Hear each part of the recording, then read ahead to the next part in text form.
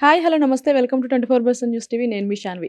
ఇప్పుడు ప్రస్తుతం మన రాజకీయాల్లో కానియండి, లేదంటే సినీ ఫీల్డ్‌లో కానియండి కొన్ని మార్పులైతే జరుగుతున్నాయి. మరి దాని గురించి మనకి క్లారిటీ ఇవ్వడానికి మనతో పాటు సినీ క్రిటిక్ అలాగే పొలిటికల్ అనలిస్ట్ అన్న చిట్టిబాబు గారు ఉన్నారు. మరి ఆయనతో మాట్లాడదాం. Hi sir! నమస్తే. నమస్తే. ఎలా ఉన్నారు sir? Always all right. Sir ఇప్పుడు చూసుకుంటే మన నాగార్జున గారు ఏదైతే మన కొండ సురేఖ గారి మీద ఆవిడ చేసిన వ్యాఖ్యలకి పిటిషన్ ఏసారో లైక్ 100,00,00,000 పరువు నష్టం దావా ఏసారో దాని గురించి మీరేం మాట్లాడతారు సార్? ఖచ్చితంగా మంచి పనమ్మా. నాగార్జున స్ట్రాంగ్‌గా ఉండటం మంచిది. ఎందుకంటే ఒక వీళ్ళకి మాట మెలితే వీళ్ళ రాజకీయాల కోసం సినిమా వాళ్ళని లాగి తద్వారా లైమ్ లైట్‌లోకి వెళ్ళడానికి ఈ రాజకీయ నాయకులు వాడుతున్న ఈ దౌర్భాగ్యపు అడ్డుకట్ట వేయాలి. ఒక ముగింపు లేకపోతే ఇక వాళ్ళ గొడవలకి వాళ్ళేదో దీనికి మాట్లాడుతూ ఉంటారు. మళ్ళీ వాళ్ళలో దీనికి మేము మాట్లాడాలట. ఏమిటి సినిమా ఫీల్డ్ అంటే వీళ్ళ నవ్వులాటగా ఉంది.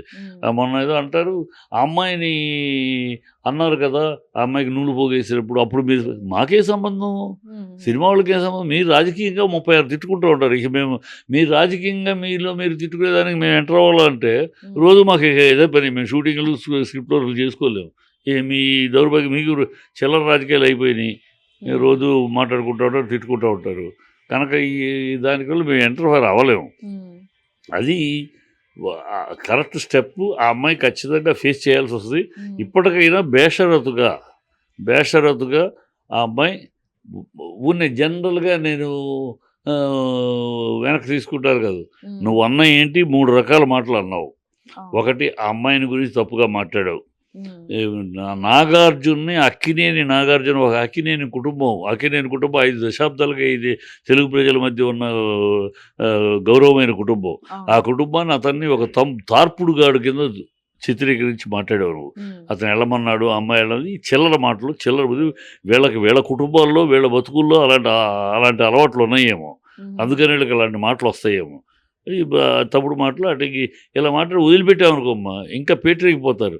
ఇప్పుడు రకుల్ ప్రీత్ సింగ్ రూమ్లోకి వెళ్తే కేటీఆర్ తోటి పడుకోదు. ఏమిటది అంటే మీరే ఆడాలా? మా హీరోయిన్లు ఆడాలి కదా. మీకేమో మీరు రూమ్లోకి వెళ్తారు. మరి మినిస్టర్ రూమ్లోకి ఒంటిగా ఒకే మొగాడు ఉన్నప్పుడు మీరు వెళ్తున్నారు. మరి అప్పుడు మేమంటే ఏమవుద్ది? ఏమో నువ్వు ఆడదానివి కదా, మరి ఆ ఛాంబర్లోకి వెళ్ళావు కదా, మినిస్టర్ ఛాంబర్లోకి ఎవరు లేకుండా నువ్వు ఆయన ఒక్కడే ఉన్నాడు, నువ్వు ఒకదాన్ని వెళ్ళావు కదా, మరి అక్కడ నువ్వు ఏం చేసి వచ్చావు అని అడిగితే ఎలా ఉంటుంది? చిల్లతరంగా ఉంటుంది. అలాగే మీరు అడగచ్చా మమ్మల్ని? ఇప్పుడు మీరు అడుగుతున్నారు కానీ నేను ఎగ్జాంపుల్గా అంటున్నా. మేము అడిగితే ఏమైపోతారు? మీరు తల ఎక్కడ పెట్టుకుంటారు? కనుక ఈ చిల్లరతనం మానాలి. ఖచ్చితంగా స్ట్రాంగ్గా వెళ్ళాలి. నాగార్జున స్ట్రాంగ్గా పెట్టాడు పాయింట్లన్నీ. ఖచ్చితంగా కోర్టు మందలిస్తుంది. కోర్టు మెడలు వంచి క్షమాపణ చెప్పించి చేసేదాకా అమ్మాయి వెళ్తే అమ్మాయి పరుగు పోద్ది. ఇప్పుడే రేపే కోర్టులో ఆ అమ్మాయికి సమన్స్ పంపిస్తారు నోటీసులు. పంపించినప్పుడే బేషరతుగా ప్రతి మాటకి నేనన్న ప్రతి మాట నాగార్జున గారికి క్షమాపణలు. పిల్లకి అమ్మాయిని ఆడపిల్లని నేను అలా అనకుండా ఆ విధంగా వక్రీకరించి మాట్లాడి ఉండకూడదు. రకుల్ ప్రీత్ సింగ్ విషయంలో కూడా తప్పు మాట్లాడాను. ఇలా తన అన్న ప్రతి మాటకి ఉటంకిస్తూ దాని క్షమాపణలు చెబితే తప్పితే కేటీఆర్ వేస్తున్నాడు, ఆయన కూడా వేస్తాడు. కేటీఆర్ రాజకీయంగా తిట్టమ్మా. రాజకీయంగా కేటీఆర్ని ఇష్టం. ఏదో ఎంఎస్ఎంఈ హయాంలో మీరు అది దోచుకున్నారు, లేకపోతే అవన్నీ చేశారు ఇచ్చి మాట్లాడుకో. దానికి ఆయన తీటైన సమాధానం ఇచ్చుకుంటాడు పొలిటికల్గా. మా సినిమా ఆయన్ని బ్లేమ్ చేయడం కోసం మా మీద గన్ను పెట్టి ఆయనకి మమ్మల్ని లింక్ పెట్టి కరెక్ట్ కాదు కదా. ఎంతోమంది మంత్రులు మినిస్టర్లు వచ్చారు, ఎంతోమంది చీఫ్ మినిస్టర్లు వచ్చారు, ఎంతోమంది పోయారు. మీ కాంగ్రెస్ కల్చర్ ఇది. కాంగ్రెస్ ఎందుకు మాట్లాడదంటే మీ మాటలు ఏ పార్టీ మాట్లాడదు ఇట్లాగూ. కాంగ్రెస్ యొక్క కల్చర్. వీళ్ళ చరిత్ర చెబితే తలతో సిగ్గు. అంటే ఇప్పుడున్న కాంగ్రెస్ వాళ్ళకి వాళ్ళ కాంగ్రెస్ పార్టీ ఏంటి వాళ్ళది తెలియదు.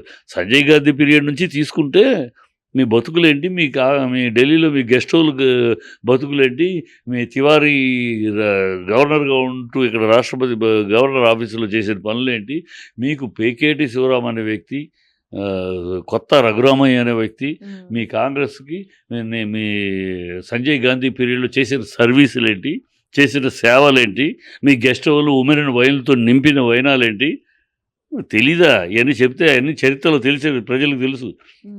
ఆ రోజుల్లో కథలుగా భాగవతాలు బయటకు వచ్చినాయి సంజయ్ గాంధీ పీరియడ్లోనే. పోలి చనిపోయాడు అతను, ఏదో అతను చనిపోయిన అతని గురించి ఎందుకు ఆ టైంలో మీ దౌర్భాగ్యాల గురించి ఇప్పుడు మాట్లాడితే ఎందుకని మేము మాట్లాడడం. కానీ మీరు మా సినిమా ఫీల్డ్ గురించి మాట్లాడితే కాంగ్రెస్కి అసలు నైతిక హక్కు లేదు ఓకే. సినిమా వాళ్ళ గురించి మాట్లాడి. మీ బతుకులే, మీ రాజకీయ బతుకులే ఉమెన్ అండ్ వైన్ మీద. మీ గెస్ట్ హౌస్లన్నీ ఉమెన్ అండ్ వైన్తో నిండుతాయి ఢిల్లీలో. మీ గవర్నర్ ఆఫీస్నే అప్రతిష్ట పాలు చేసిన పార్టీ మీది. మీరు మా సినిమాలో ఆడాళ్ళ గురించి, మా సినిమా బతుకుల గురించి మాట్లాడే నైతిక హక్కు ఉందా మీకు? బుద్ధి లేని మాటలు మాట్లాడతారు. ఏ ఆధారాలు ఉన్నాయి ఆధారాలు చెప్పాలి, కోర్టు అడుగుద్ది. అంటే సార్ ఇప్పుడు కొండ సురేఖ గారు ఏమన్నారు అంటే ఓన్లీ సమంత గారి గురించే కాకుండా కొంతమంది సెలబ్రిటీస్ వాళ్ళ తో కూడా ఉన్నాయి కనెక్షన్స్ అన్నారు కదా. అది చెప్పాలండి. అది చెప్పి ఫోన్ టాపిక్ 9 నెలలు ఇది గవర్నమెంట్ వచ్చి ఈ 9 నెలలు ఏం పీకుతున్నారు? గాడిద పళ్ళు తవ్వుతున్నారా? ఏం చేస్తున్నారు 9 నెలలు? ఎందుకు ఎప్పుడు ఎలక్షన్ అప్పుడు ఇదే అబద్ధం. ఎలక్షన్ టైంలో ఫోన్ ట్యాపింగ్ అది మాట్లాడారు. కాల్ రికార్డింగ్స్ అంటే అదే అందుకనే బయట పెట్టమంట. కాల్ రికార్డ్స్ ఎనీ గవర్నమెంట్ ఇవాళ వీళ్ళు గవర్నమెంట్ ట్యాప్ చేయట్లేదా? ట్యాప్ చేయట్లేదని చెప్పమానండి. Every government it is responsibility. ఎందుకు ట్యాప్ చేస్తారు? ఫోన్ ట్యాపింగ్ అనేది ఎందుకు చేస్తుంది గవర్నమెంట్? ఎక్కడైనా అనైతికమైన పనులు, ఎవరైనా ధర్నాలకు ప్రిపేర్ అవుతున్నారా, ఏదన్నా వేరే వేరే వేరే టెర్రరిస్ట్ యాక్టివిటీస్ మూమెంట్లు ఏమైనా జరుగుతున్నాయా, ఇవన్నిటికీ వాళ్ళు నిఘా పెట్టుకుని ఉంటారు. ఎక్కడ ఏం జరుగుతుంది ఏంటి వాళ్ళు పెట్టుకోవాలి. నిఘా పెట్టుకుంటేనే కదా పట్టుకోగలరు, అయిపోయినాక కాదు కదా. సో ఎప్పటికప్పుడు అలా ఉండబట్టే రోహింగ్యాలు పట్టుకుంటున్నారు, ఐఎస్ఐ ఏజెంట్లు పట్టుకుంటారు. అవన్నీ ఉండబట్టే అమ్మాయిలను మొన్న ఒక అమ్మాయిని లేడీని పట్టుకున్నారు కదా. నేను ఎందుకు పట్టుకుంటారు? ట్యాప్ చేస్తేనే పట్టుకుంటారు. ట్యాప్ చేయడం గవర్నమెంట్ రెస్పాన్సిబిలిటీ. అలాగే ఈ అమ్మాయి రకుల్ సింగ్ ఆ టైంలో తనకు ఒక సమస్య వచ్చింది. ఎవరిని కలుస్తుంది? ఎవరైనా, నువ్వైనా, నేనైనా, ఎవరిని కలుస్తాం? హెడ్ ఆఫ్ ది ఎవరు పాలనలో ఉంటారో ఆ మంత్రినో వాళ్ళని కలుస్తాం. KTR president of the party, ruling party, and deputy chief minister of the party. So ఆ టైంలో అమ్మాయికి సభ వచ్చినప్పుడు కలవటానికి కలుస్తారు, కష్టం చెప్పుకుంటారు. తనకి అడగటానికి వెళ్ళింది. వెళ్ళినప్పుడు వెళ్తే బెడ్రూమ్కి వెళ్ళిపోయారటేనా. ఆ సందర్భంగా పోలీసులు ట్యాప్ చేస్తారు రకుల్ప్రీత్ సింగ్ మీద.